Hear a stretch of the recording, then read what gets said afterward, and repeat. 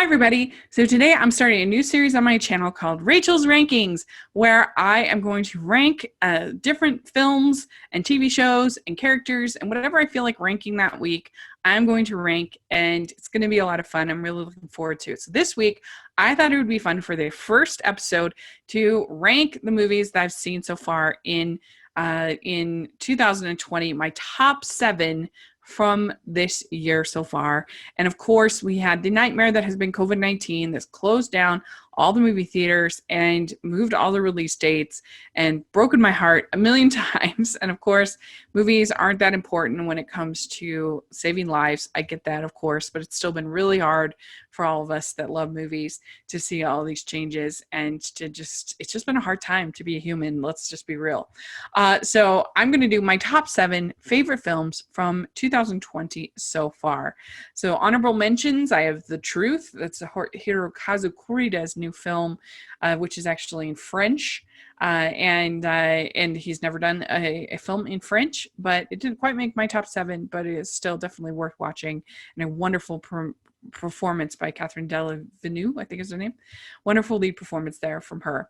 Onward, I really loved. I thought it was great. I have it at number 9. I have My Hero Academia, Heroes Rising. I have The Truffle Hunters. I have The Way Back. And then I have some other movies that I saw at Sundance, which I'm not going to talk about because it hasn't been released yet. So I also enjoyed The High Note. I enjoyed Sonic. So quite a few movies that I enjoyed so far this year.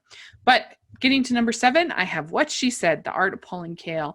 This is a pretty standard documentary, but it's about the film critic Pauline Kael, who I really admire. And I just was so struck by how strong her voice is.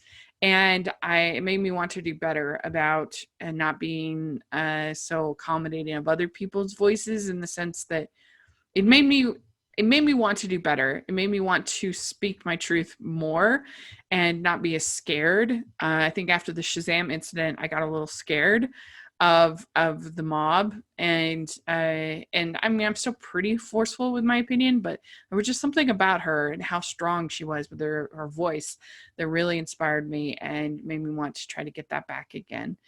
So I really loved it, and just such an amazing film critic, and with so many unpopular opinions. Holy cow. But she did it, and she did it well, and we're all to thank for it. So that's number 7. Number 6, I have The Vast of Night. This is a really interesting little sci-fi movie that you can watch on Amazon Prime. It has a very small cast. I think like 5 people in the cast. And it's just about this teenager who it works at this radio station and starts to receive these alien transmissions. And it's set up kind of like an old school 1950s sci-fi program, and really just that the filming is really well done, and I think that these people buying this have a ton of potential in the future, so I'm definitely looking out for them. It gets a little slow in parts that have these long sections of exposition, but I still really admired it and really thought it was great. And it's one that stayed with me, and I've thought about it since I saw it. Then we have Shaun the Sheep movie, Farmageddon. This movie's so cute. The alien was adorable. I loved it. I love Shaun, and I love the whole homage to 1930s comedies and Charlie Chaplin and Buster Keaton and all of that. It's so great. I love the animation, and I wasn't the big a fan of Early Man, so to me this is a return to form for Aardman. So I was really happy that, I mean, I wish I could have seen it in the theaters, but I was really happy to get to see it at all. So that was just so cute. And especially when they're ordering pizza at the beginning, that was so funny to me. So I loved Shaun the Sheep, Farmageddon. Number 4, I had Bad Education. This script is probably the best script of the year. I really thought it was very tight, very solid. I loved the mixture of sort of darker elements as they were scamming all these people, and yet it can also be quite funny. And the acting was so good. Hugh Jackman, Allison Janney, just a great cast, and it manages to have a lot to say and still be kind of, like I said, funny and heartbreaking at times as well. And so it was very, very good, I thought. Number 3, I know a lot of people wouldn't agree with me, but I don't care, is Timmy Failure, Mistakes Were Made. I thought this movie was so cute, and I just loved Timmy Failure so much. I thought he had such a cute personality, and like, I don't know, I just loved his sort of sarcasm, and there was like a hipster element to him, and him on that Segway with the polar bear was so cute. And I just thought the movie had real heart. It made me tear up a couple of times. And I thought it was such a great family film. I loved it.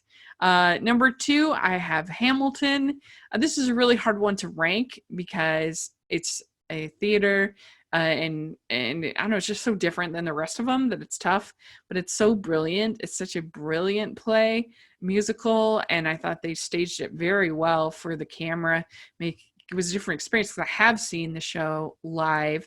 And so comparing it to be able to get so close so you can see their sweat, you can see there is a different experience than watching it out in the theater. So that was cool. And it's just such a great mixture of musicals, Broadway with hip hop and other types of music.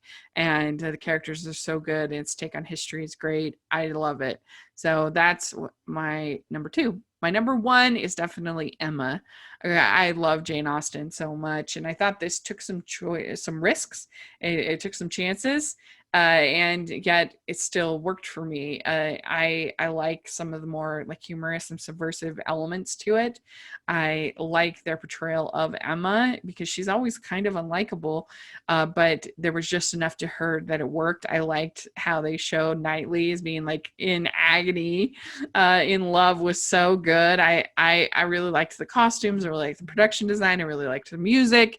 I really liked Mia Goth as Harriet. She was so good. I loved Bill Nighy as her dad.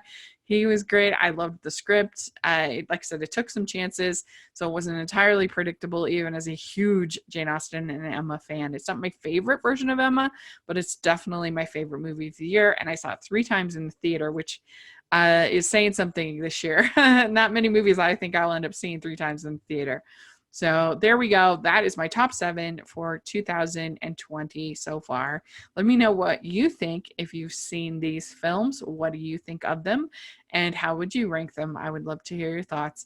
And please subscribe to my channel. Please consider becoming a patron. It means so much. We really appreciate it. Please like this video. That helps out a lot as well. And we also have our merch store, which has tons of fun stuff. So check that out as well. All that be in the description section. And have fun waiting for Rachel's rankings. Let me know what you'd like me to rank. I have some ideas coming up of what we're going to do. But it's going to be great. I'm really looking forward to it. And I will talk to you all later. Bye, everyone.